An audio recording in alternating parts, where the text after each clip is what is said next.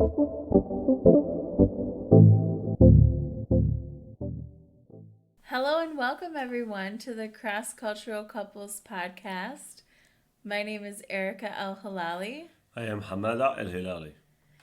and we are a cross-cultural couple. And this month marks our 13th year of marriage. So we've been together for 15 years, married for 13. And today we're actually going to talk about something that I think is on the minds of a lot of people right now, and it does uniquely impact cross-cultural couples.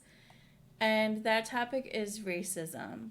So we're going to be talking about some of the causes of racism, because I think it's important to really get at the root of what's underlying some of the racism that we're seeing. And then what, as a cross-cultural couples, we've either experienced or things that we think can help if you're in a cross-cultural couple. So this is definitely a very heavy topic, and it's something that is very complex. So in one podcast episode, we're not going to get to the solution for racism, or we're not going to be able to find all the different ways racism impacts a cross-cultural couple. But we wanted to highlight some of the ones that personally for us, we believe are causing a lot of problems. So just so you guys know a little more about us, we were living in Minnesota in the Twin Cities for, I've lived there for over almost 30 years of my life. So since I was 7 until I moved to California, so from 7 to 33, really, I lived in Minnesota. And, I grew up in Minnesota. I experienced different forms of racism there, mainly with, I'm Irish Catholic, Danish. It was mainly with my friends, where I would see people make comments about my friends. I would see people, I had in elementary school, my best friend was Kibra, who is from Eritrea. So which is in Africa, in case you don't know. But she, I was always friends with her, and we've been very close our whole lives. And one time I was in second grade and I was on the school bus, and this little girl came up and said, "I can't be friends with you anymore if you're friends with her." So she basically made me choose between her or Kibra. Obviously, I chose Kibra, but that was just, looking back on it now, it's shocking to me. And, where did that come from? Where did this girl get this idea? And it did come from her parents. And, her parents just said, "Oh, I don't want you being friends with people like that." And I think that when we're born, when we're babies, we don't know what race is. We have no idea about the different racial hierarchies or what's happened historically. And so I do think these things are taught to us. I don't think that we're just born with these types of discriminatory beliefs. I think that it's something taught to us by our parents, by our society, friends, whatever is around us. And I think especially last year, we all saw with George Floyd, I think that really awakened something in the conscious of not even just in American society, but the world. I think people really started to look at why there is such problems with racism, why it continues to be such a problem. I think that video was such a blatant example of racism, where a lot of people like to pretend, especially after Obama was elected, they like to think, "Oh, we've overcome racism because we elected a black president." And we certainly didn't. I mean, that was a great achievement, and I cried when he was elected. It was a big moment, but it's not like that just overnight solved racism. And so I think a lot of people are really starting to say we really need to look at this on a deeper level. We all need to examine if we have our own bias, or if we're supporting bias unconsciously. I think a lot of times things are happening on an unconscious level we don't even know. What happened to George Floyd was on an incredibly conscious level. We all know what happened was wrong. And then just a little bit more about that. I think I personally, I saw the Black Lives Matter coming out. I obviously believe Black Lives Matter. I always have my whole life.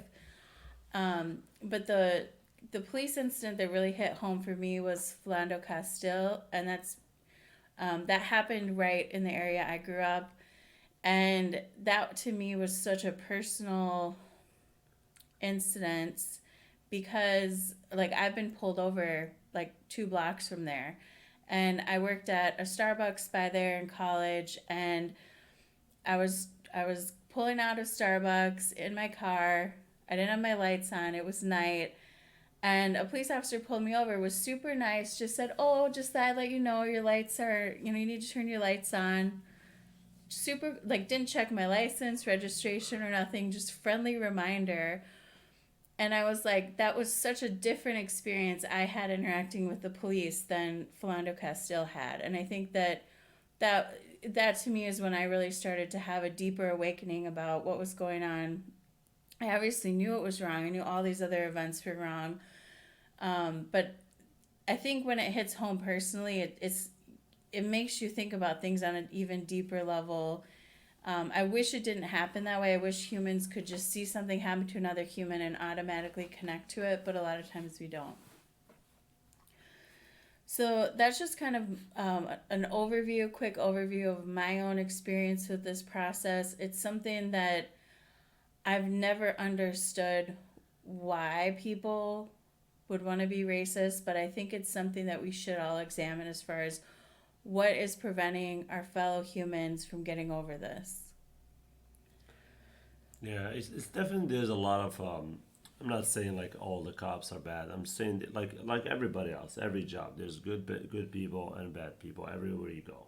Um, Maybe that incident was bad. Like even for me, like I honestly met some police that were mean, and I met some people that they were really nice. So I'm not saying all the police are mean. I mean, I got pulled over by police and they didn't check my ID sometimes. Like sometimes some other police they do check my IDs and all that, but other ones they do not check my ID. So it's like, um, I will say Hamada got pulled over way more in Minnesota than I ever did.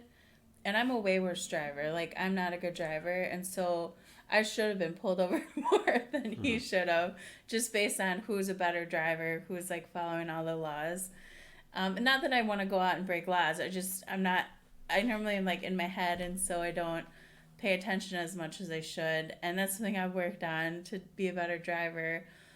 But I do think that it's interesting living now in California.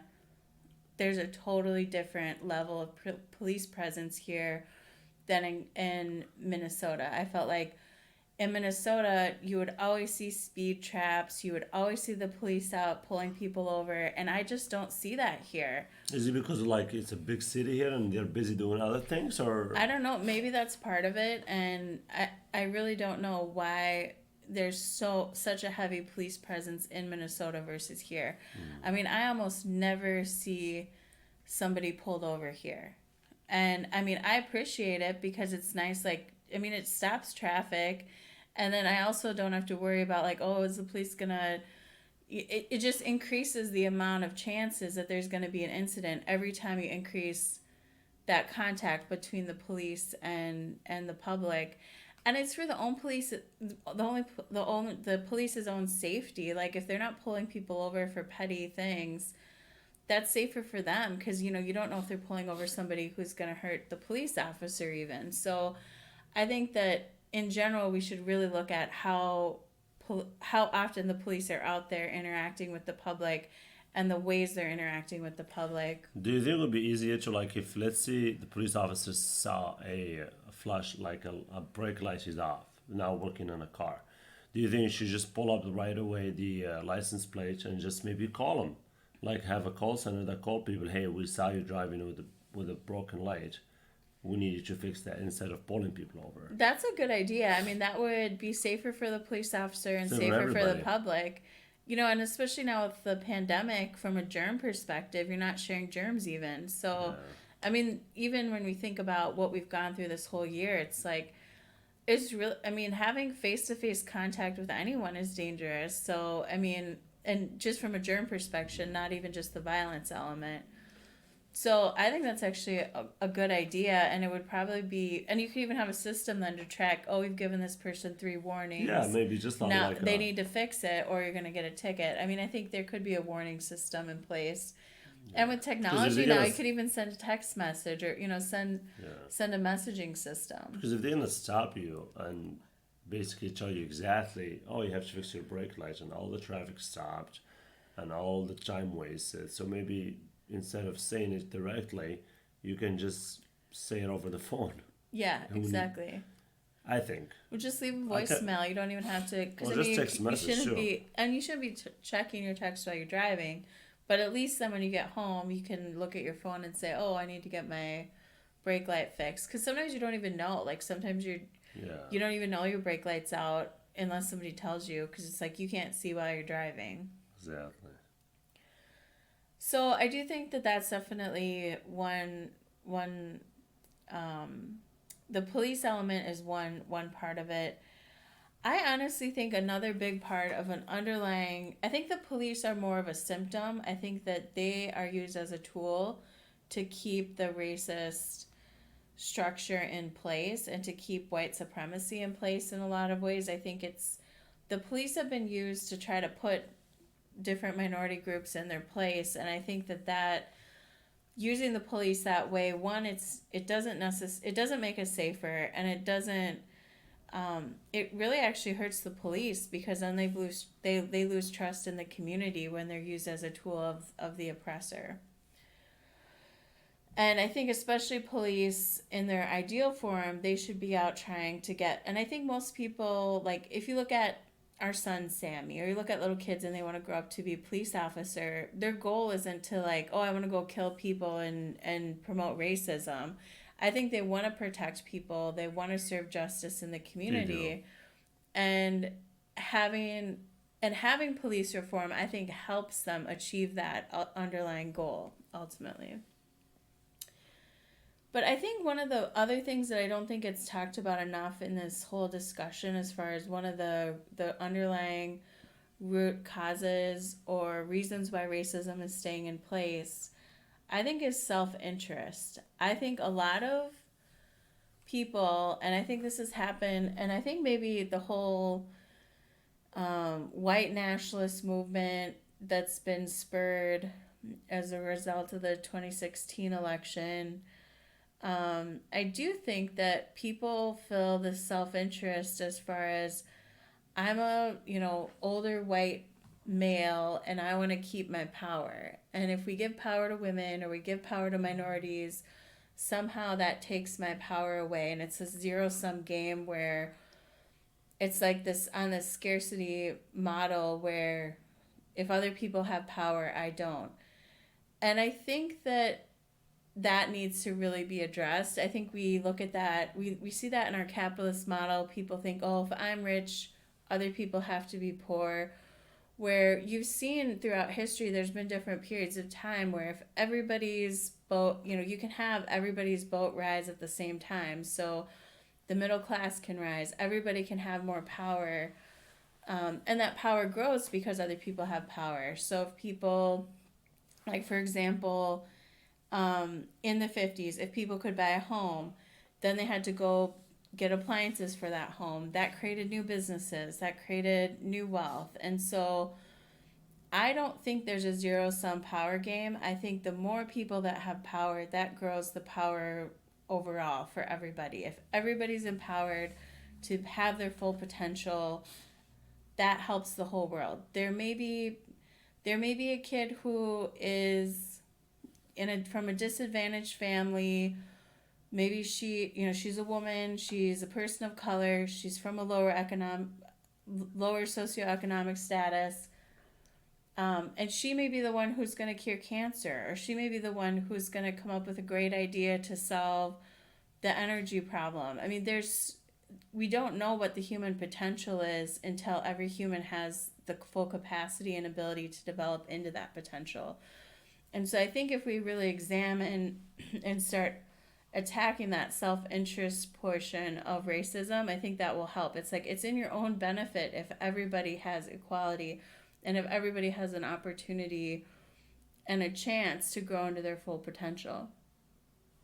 Yeah, well, I think the opportunity in America is big because I think a lot of people, like almost everybody, has a big opportunity to make it and to produce more and be productive in this country. In other countries, like who, for example, some countries who don't give a lot of rights to women, for example, those people they just focus on what the male has to offer or what the male has to create, but then the woman just sitting at home and watching TV. So, but I think in America it's way progress, and I think it's doing okay on this subject. I think though, if you look at a school system, for example, if you look at the school system for a lot of communities where a lot of the population is a minority, um, and you see how the access to different courses, whether it's the looking at the class size, looking at what type of instructional tools are allowed, looking at what type of like even what type of college level courses are even offered. That makes such a big difference to set people up for success in the education system. So I do think we have a lot of work to go in making our education system more equitable, and making it so that every kid has the same opportunity, to really develop into whatever they should. And I even think that we're going into an economic time where even the traditional education system isn't going to be enough. Like, if you learn algebra and you learn all the different curriculum that's been set out for you, that's not necessarily going to set you up for the type of jobs that are even going to be available in 10 or 15 years. And Yeah. so I think we need to even look at the way we're viewing education in this very structured, institutionalized way that fit the economy of the 1950s, and look at how do we bring this economy into the economy of today, so that when you complete your education, you can go get a job, or start a business, or be a productive member of the economy. I think is something we need to look at and make sure that those opportunities are available no matter what your gender, no matter what your race, no matter what your economic background are.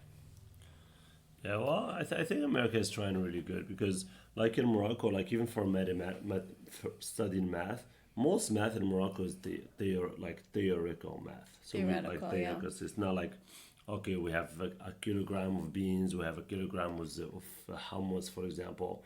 If you want to sell it for this price, how much is it going to be? So we have a little bit of it, but like most of the mathematics we study back home is like what is an x or what is an y and what is. So I think because when I moved here and when I went to school, uh, the teacher was actually really practical because all the problem we did for math were like practical in the business side of it. That's true. In Morocco, it's just most of it's just theoretical. You're just looking for the y, looking for x, and looking for that and non intangible things. So Yeah, but I do think the practical applications are going to change much quicker over the next 10, 15 years. And so keeping that up to date and current with what's going on in the economy today is going to be a big struggle for any educator. The other, I think, underlying cause that a lot of people will, and you see these kind of weird, defunct type of theories or experiments, about where they try to use science to justify racism. And I mean, throughout history, this has really changed. I think that, um, I mean, even as an Irish person, different times there would be different race theories where they'd have these hierarchies, and Irish people were at the bottom, like they were below all the races. So, I mean, maybe because I'm Irish, but I just have a hard time believing any of these scientific theories, and they're basically just junk science. I also think it's interesting now. I mean, I'll see these studies sometimes. Like there was a study where they showed that diverse parental genes lead to taller, smarter children. And so you'll see these little headlines and stuff like that. And in this particular study, they looked at 350,000 people from across continents, and they looked at did their parents come from different gene groups and looked at the outcomes basically. So I mean, you see this in some, in some theories too, where then they try to prove that genetic diversity is actually better and has better produces better children. And so But like it's if not. you're well, yeah, and I mean, I've seen this in some other cross cultural Yeah. communities, even where they'll say, I "Oh, mean, look, we have better kids." you can I have think we like, have to get out of this notion well, that yeah. your genes are somehow superior to another person's Well, genes. yeah, We're because all it's humans. yeah, because it's oh yeah, because if you get your genes from your mom from whatever like America, and you get your genes from your dad from Canada, they mix up to be the best gene. And it's like, well, what if he gets the worst from the mom from to Canada and gets the worst from worst gene from his dad from America? He's gonna, it's. I don't think it's reality. I think it's just Well, then you get into whole like this whole like rabbit hole of even like gene editing and like should we like get rid of like bad genes, and it's like we don't really know enough about genes to start making any value statements about these genes are good, these genes are bad. I think at some point we have to say every single person is an expression of the human spirit, and we need to honor that. And we need to say it doesn't matter what race they are, what even if they're not from one race, if they're from a mixed race, whatever it is, we all are humans at the end of the day, and we all have our own unique expression, our own unique gifts that we can offer to the world. And I think when we get out of these like superiority hierarchy type thinking, we can really start to to galvanize and get people to see that, wow, what can we do to help all of humanity? What can we help to lift up everybody? exactly. Yeah, I think everybody is the whole humans are they're all the same. Everybody is the same. No gene is better than the other. No person is stronger than the other. No person is better than the other. We all try to live and trying to live together in a good environment. Mm-hmm. Absolutely. I also think the other cause that comes up is maintaining the status quo.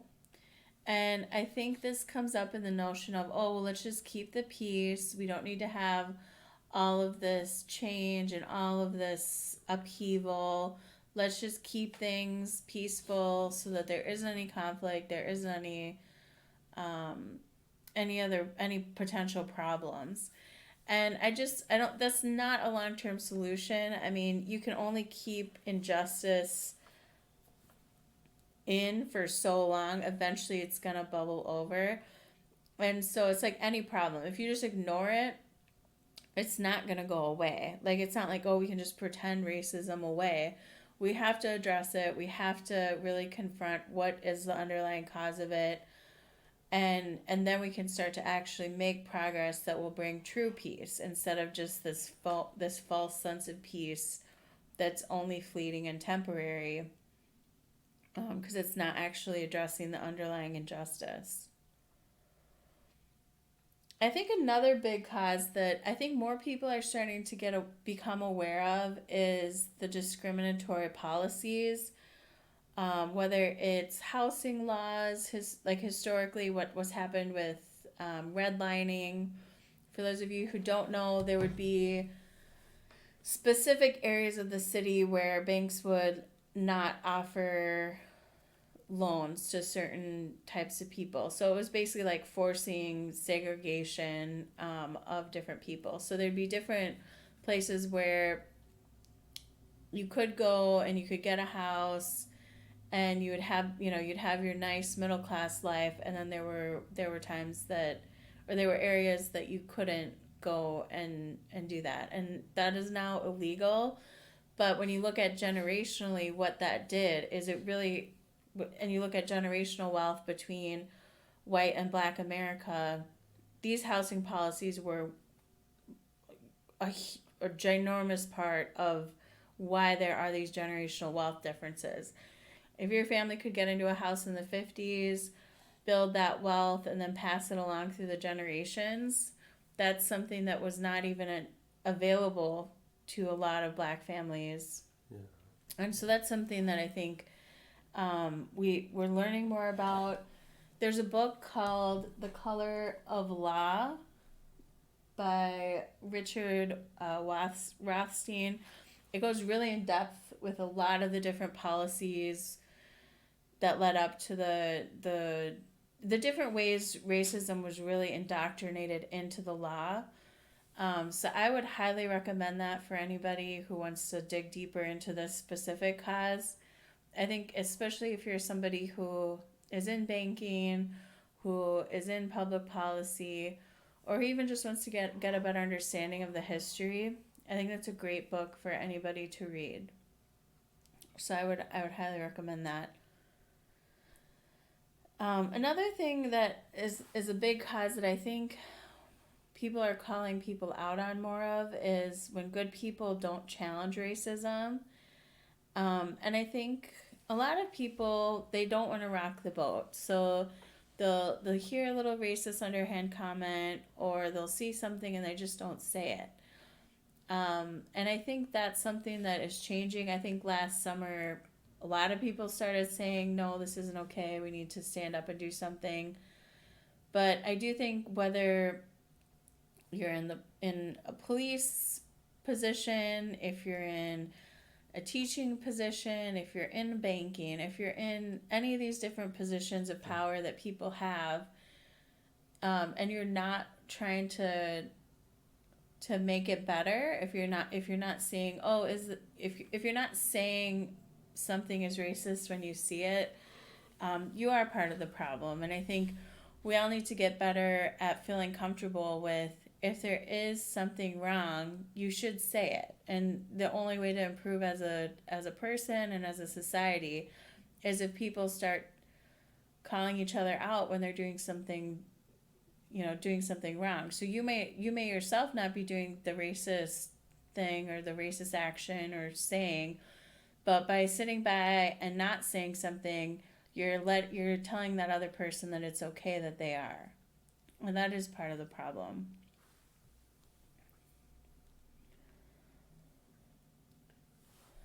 I think another big cause of the racism in America is the media representation.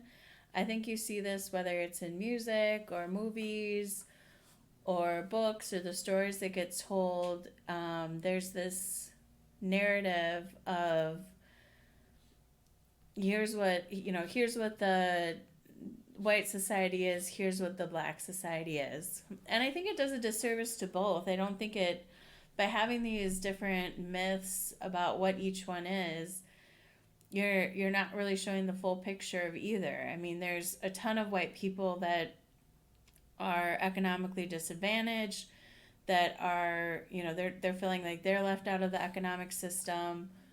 So I think it hurts both. I don't think it shows the full view on either. If you say, oh, well, white people are upper middle class, living in the suburbs, like that's not all white people.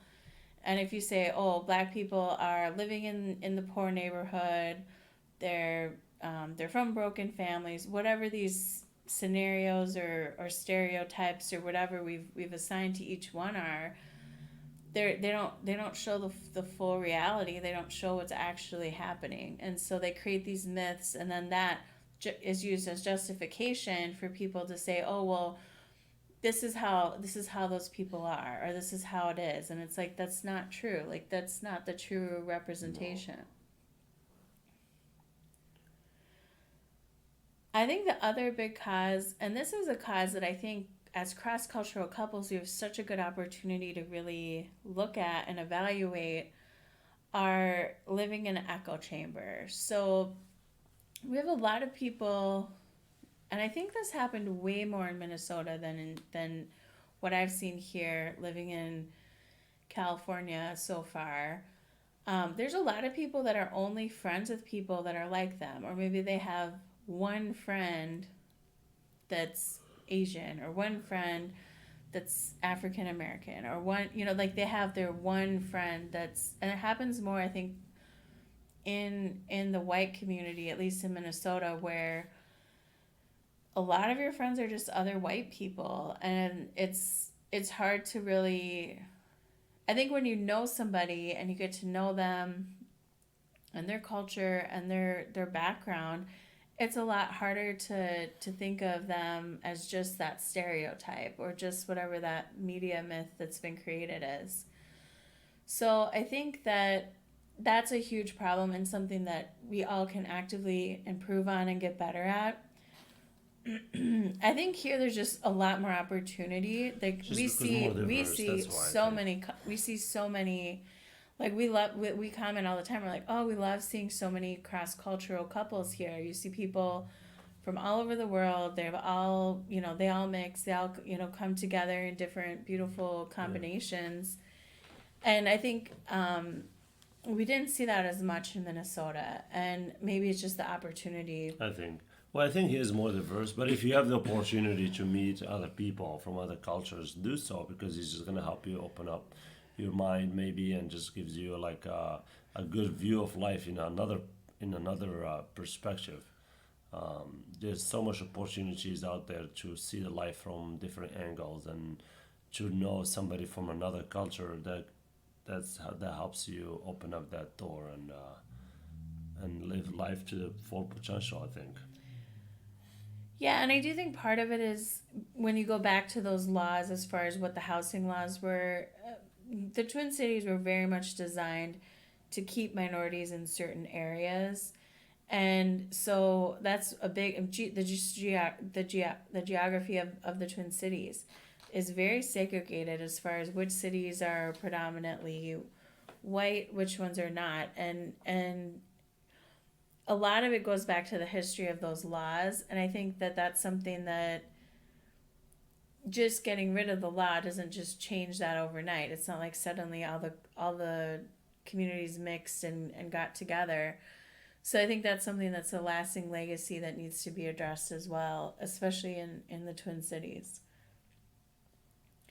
One thing I want to just point out of for a cross cultural couple in when it comes to this echo chamber, you having so for me as a white person, bringing Hamada home to my family, he this is the first opportunity they've had to ever meet a Moroccan Muslim man, and so for them having that exposure to him may and your own partner, that may be the first exposure they have to somebody who was like that. I was the first American introduced to your parents, so on both sides, you get to facilitate a cross cultural exchange anytime you're in a cross cultural partnership, and I think that there's some learning pains around that. Like maybe they won't understand some of the culture, maybe they won't say the right thing. I think if you have compassion with your family members, with your friends, and use it as a learning opportunity to really expose them to this new culture, expose them to this new person, and that can hopefully help get them out of their echo chamber so that they have, one more connection of somebody who's not exactly like them. And so I think cross cultural couples have a lot of power to really change that and get people out of the bubble that they're in, and really expose them to different types of culture, different beliefs, different Yeah. practices, different racial groups. I think it's a beautiful, beautiful thing about being a cross cultural couple. So I think the last one I want to end on is just I think a lot of people fail to recognize the racism within yourself, and it may be on an unconscious level. It may be something that you don't even view as full on racism, but there's different varieties of it, and I think that we all need to really reflect on and take note of who are we, what are our beliefs, where do they come from, And I think anytime we can raise our consciousness and awareness about how we're treating other people, how we view other people, I think that gets us out of these stuck thinking patterns of, well, this is the unconscious way I've been told, this is what I'm going to do. So I think, and I know we've talked about this a lot, but I think even just meditating, trying to open up your heart chakra, open up your exposure to other cultures, open up your heart and your mind as far as who are all the humans around me, how can I interact with them in a more thoughtful way. Yeah. I And think the is end really of it important. is just everybody's just trying to live, just trying to support their families, no matter what their race is, no matter where they come from. They're all just trying to live a good life and provide for their families. So just look at it that way, and that would help you ease up anything you have in mind. I think though when you are in a more mindful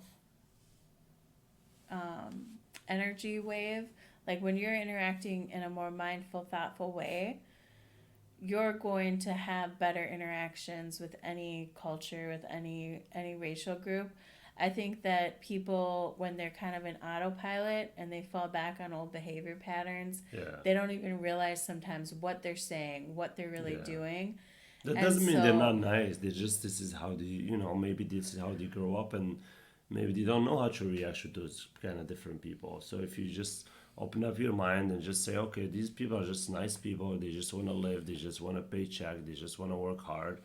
It'll make it easy for you.